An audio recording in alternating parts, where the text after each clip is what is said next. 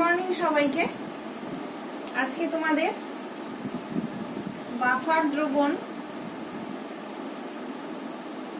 Buffer দ্রবণের pH নির্ণয় পড়াবো। বাফার দ্রবণের পিএইচ নির্ণয়, যেটা আমরা বলি হেন্ডারসন সমীকরণ। Henderson equation.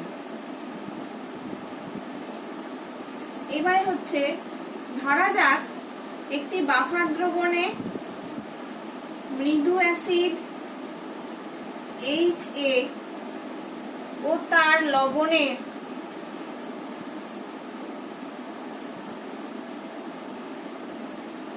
সমন্বয়ে গঠিত। আমরা জানি যে একটা বাফার মানে অ্যাসিড ও তার লবণটার সমন্বয়ে গঠিত হয় একটা বাফার। সেই লবণটার নাম আমি ধরলাম MA। দ্রবণে MA লবণ সম্পূর্ণ বিয়োজিত হয়ে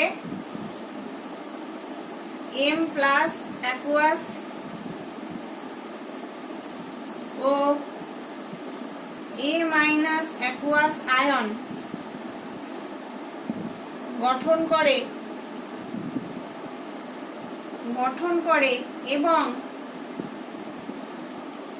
মৃদু অ্যাসিড HA দ্রবণে স্বল্প মাত্রায়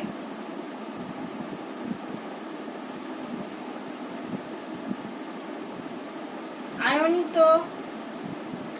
হয়ে একটা সাম্যাবস্থার সৃষ্টি করে। আমরা জানি একটা সাম্যাবস্থা সৃষ্টি করে। সেই সাম্যাবস্থাটা কি না, HA অ্যাকুয়াস প্লাস H2O এই সাম্যাবস্থাটা তৈরি করে H3O প্লাস A মাইনাস। তাহলে এই যে সাম্যাবস্থাটা, সেটা ভর ক্রিয়া প্রয়োগ করে আমরা কি পাই না, HA যে অ্যাসিডটা, তার ডিসোসিয়েশন কনস্ট্যান্ট যেটা Ka, এটা সমান কত হবে? Ka সমান concentration of H3O plus concentration of A minus by concentration of HA. Concentration of H3O plus A minus, concentration of A minus or concentration of HA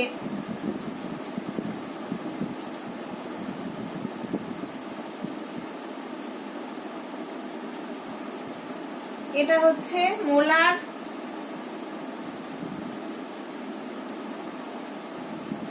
molar গাঢ়ত্ব। concentration of H3O plus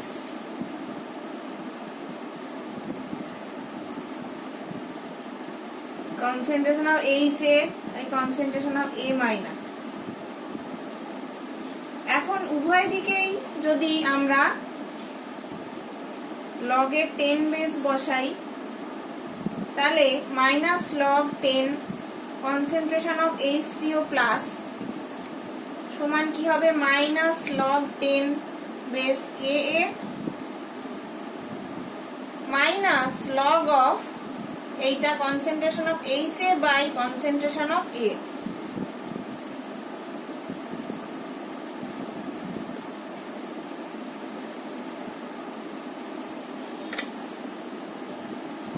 অথবা আমরা এটা উপর দিকে লিখছি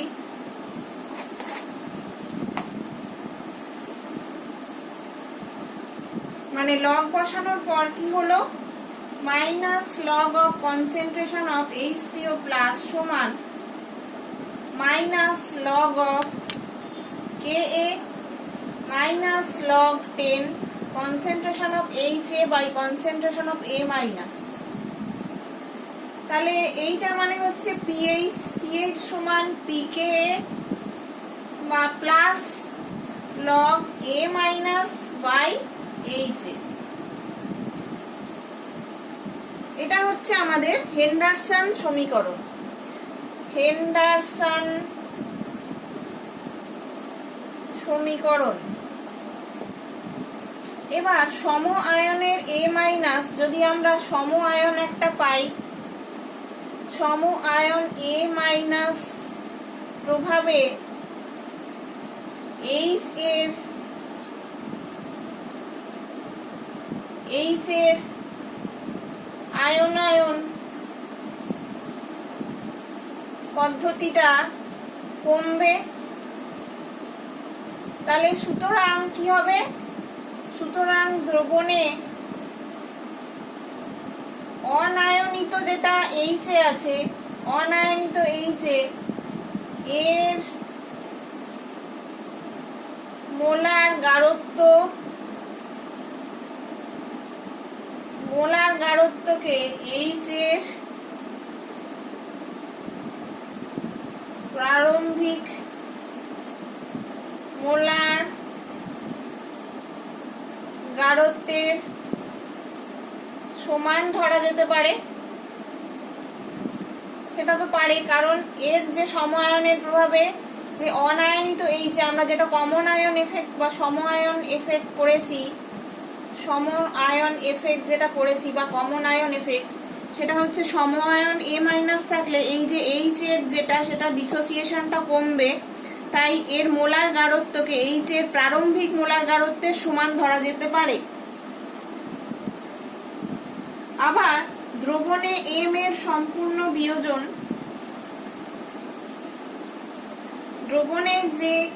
দ্রবণে M এ যে সল্টটা আছে সেটার সম্পূর্ণ বিয়োজন উৎপন্ন A মাইনাস আয়নের মোলার গাঢ়ত্ব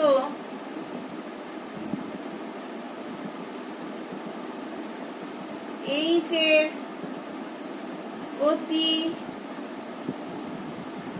অতি স্বল্প আয়নের উৎপন্ন A মাইনাস আয়নের মোলার গাঢ়ত্ব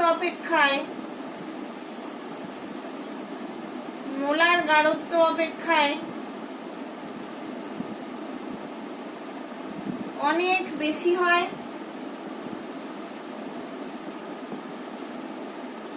তাহলে A মাইনাস আয়নের মোট মোলার গাঢ়ত্ব লবণে M এর প্রারম্ভিক যেটা মানে প্রথমে যেটা ছিল প্রারম্ভিক মোলার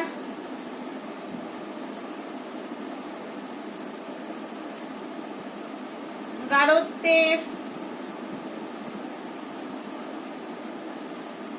সমান ধরা যেতে পারে। যেটা আমরা কমন আয়ন এফেক্ট থেকে পড়েছি, M এর যে প্রারম্ভিক গাঢ়ত্ব সেটার সমান ধরা যেতে পারে। তাহলে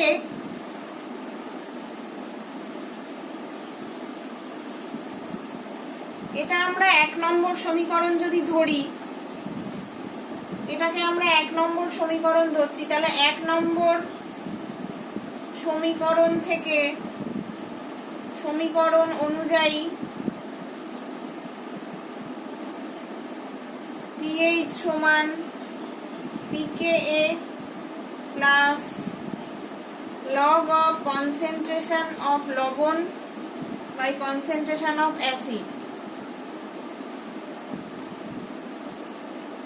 যেখানে Ka সমান মৃদু অ্যাসিডের আয়নায়ন ধ্রুবক, Ka সমান মৃদু অ্যাসিডের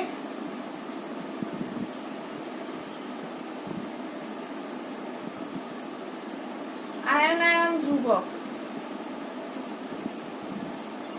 তাহলে কনসেন্ট্রেশন অফ অ্যাসিড ও কনসেন্ট্রেশন অফ লবণ হলো বাফার দ্রবণে অ্যাসিড ও লবণের প্রারম্ভিক মোলার গাঢ়ত্ব,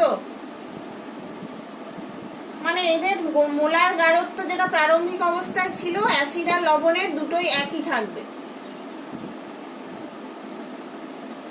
তাহলে এটা যদি 2 নাম্বার ইকুয়েশন হয়, তাহলে 2 নাম্বার সমীকরণ থেকে আমরা কি পেলাম?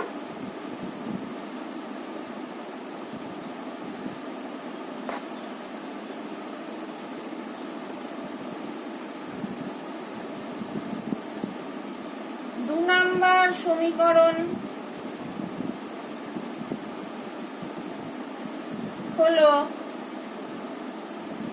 মৃদু অ্যাসিড ও তার লবণের সমন্বয়ে গঠিত বাফার দ্রবণের পিএইচ নির্ণয়ের হেন্ডারসন সমীকরণ। একইভাবে মৃদু ক্ষারক ও তার লবণের সমন্বয়ে গঠিত বাফার দ্রবণ যেটা হবে পিওইচ নির্ণয়ের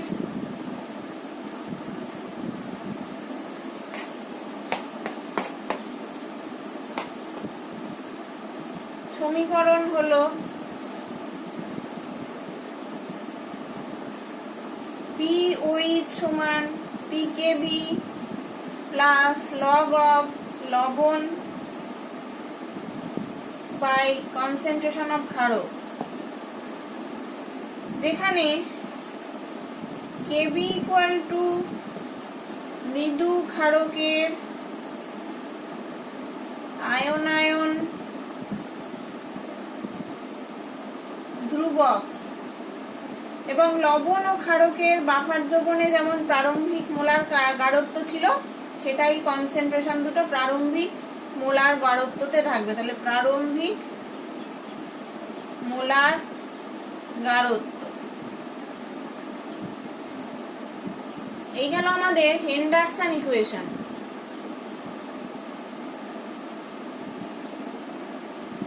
তাহলে হেন্ডারসন সমীকরণের প্রয়োগ কিসে কিসে হবে? এবার আমরা পড়ব হেন্ডারসন ইকুয়েশনের প্রয়োগ।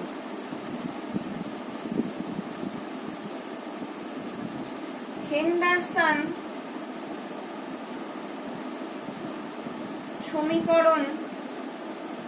সমীকরণের প্রয়োগ।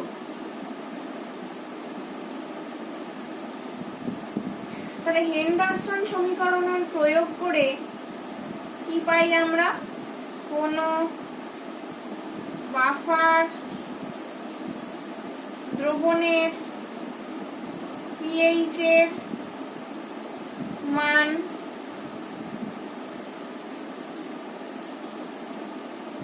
গণনা করা যায় যদি ওই বাফার দ্রবণে উপস্থিত অ্যাসিড বা ক্ষারক ও তার লবণের মোলার গাঢ়ত্ব এবং উক্ত অ্যাসিড বা ক্ষারক এর আয়নায়ন ধ্রুবকের মান জানা থাকে।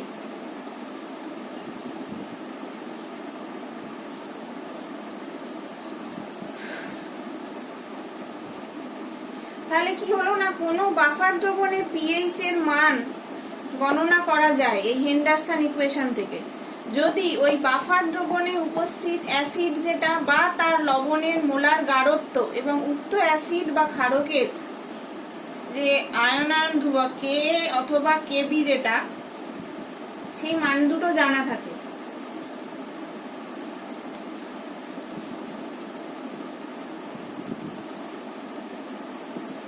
দু নম্বর, এই সমীকরণ প্রয়োগ করে কোনো আম্লিক বা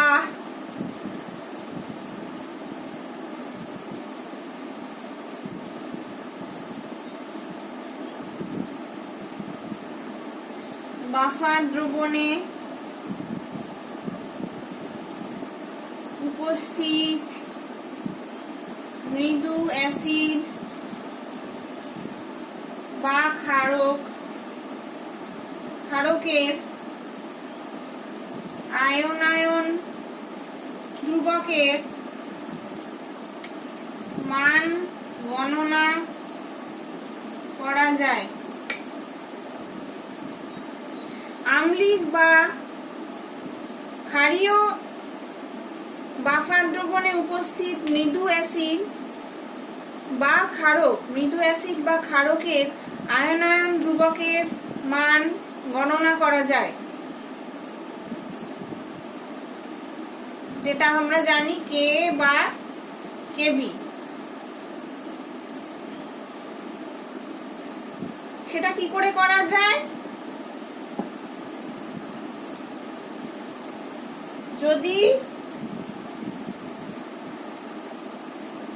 যদি বাফার দ্রবণের পিএইচ এবং উক্ত বাফার দ্রবণে উপস্থিত মৃদু অ্যাসিড বা মৃদু ক্ষারক ও তার লবণের মোলার গাঢ়ত্বের মান জানা থাকে।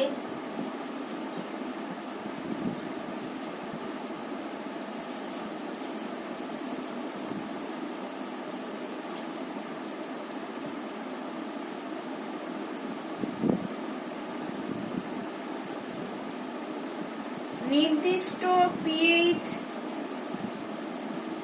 সম্পন্ন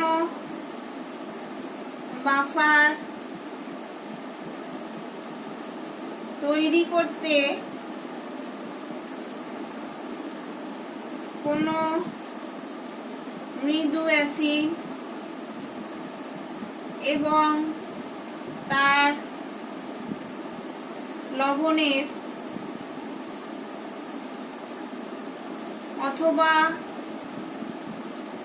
কোনো মৃদু ক্ষারক এবং তার লবণের গাঢ়ত্বের অনুপাত কত হওয়া প্রয়োজন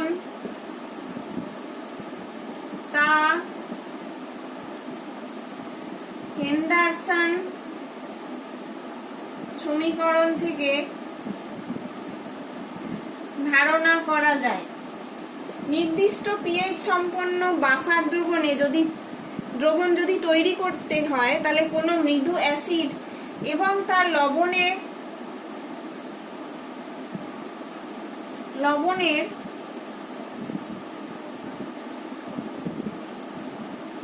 মৃদু অ্যাসিড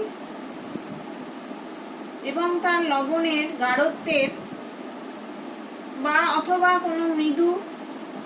কোনো মৃদু ক্ষারক এবং তার লবণের গাঢ়ত্বের অনুপাত কত হওয়া প্রয়োজন তা হেন্ডারসন সমীকরণ থেকে ধারণা করা যায়। সবকিছু আমরা ইকুয়েশনটা থেকেই পাচ্ছি।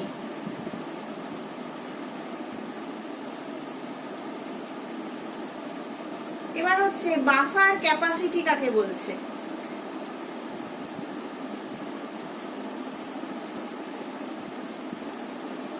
বাফার ক্যাপাসিটি और বাফার ক্ষমতা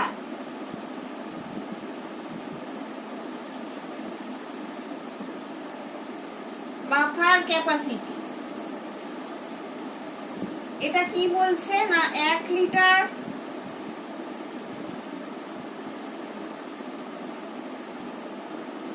বাফার দ্রবণের pH এর মান 1 একক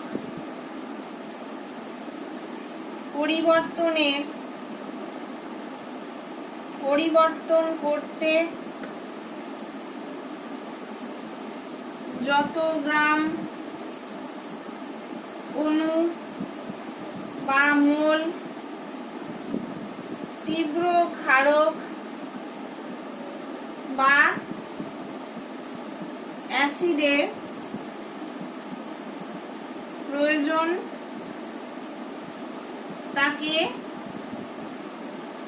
ওই বাফার দ্রবণের বাফার ক্ষমতা বলে। বাফার দ্রবণে অ্যাসিড যোগ করলে পিএইচ এর মান হ্রাস পায় এবং ক্ষারক যোগ করলে পিএইচ এর মান বৃদ্ধি পায়। বাফার দ্রবণে অ্যাসিড যোগ করলে তাহলে অ্যাসিড যোগ করলে পিএইচ এর মান অবশ্যই কমবে, আমরা জানি পিএইচ এর মান কমবে, এবং ক্ষারক যোগ করলে পিএইচ এর মান বাড়বে।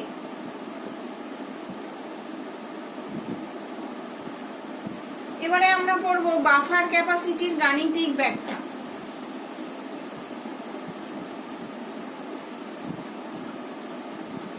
গাণিতিক ব্যাখ্যা 1 লিটার কোন বাফার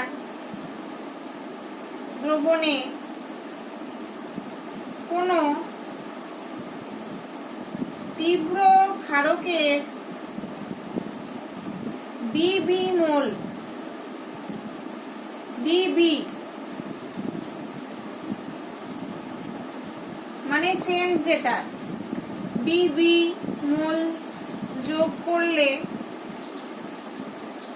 করার ফলে কি হবে, যদি দ্রবণের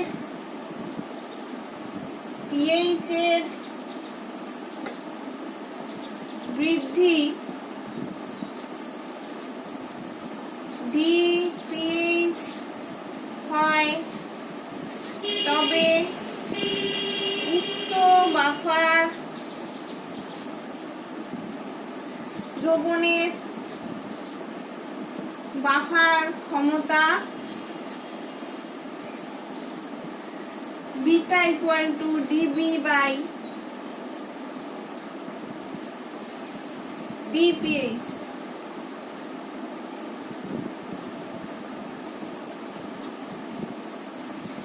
তাহলে যদি কোনো দ্রবণে তীব্র ক্ষারকের ডিবি মোল যোগ করা হয়, তার জন্য যদি দ্রবণের পিএইচ এর বৃদ্ধি ডিপিএইচ হয়, তবে ডিবি বলতে খুব সামান্য পরিমাণ, ডিপিএইচ বলতেও খুব সামান্য পরিমাণ চেঞ্জ যেটা হবে, তবে উক্ত বাফার দ্রবণের বাফার ক্ষমতা হবে বিটা।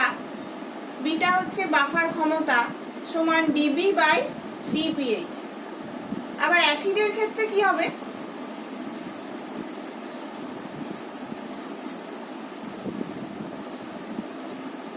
এক লিটার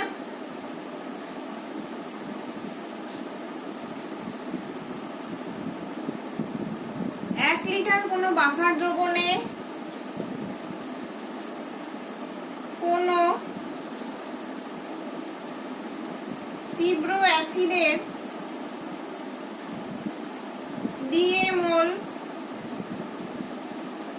যোগ করার ফলে যদি দ্রবণটির pH এর হ্রাস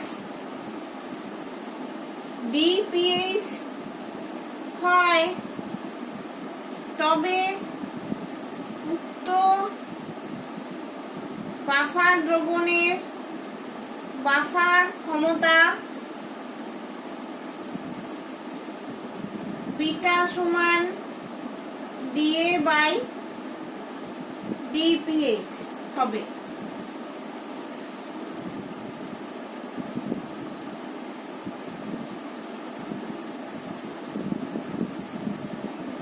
আজকে এতটুকুই থাক। পরের দিন বাফার ক্ষমতা সংক্রান্ত বিষয়গুলো আমরা পরের দিন পড়ব। আজকে এতটুকুই থাক।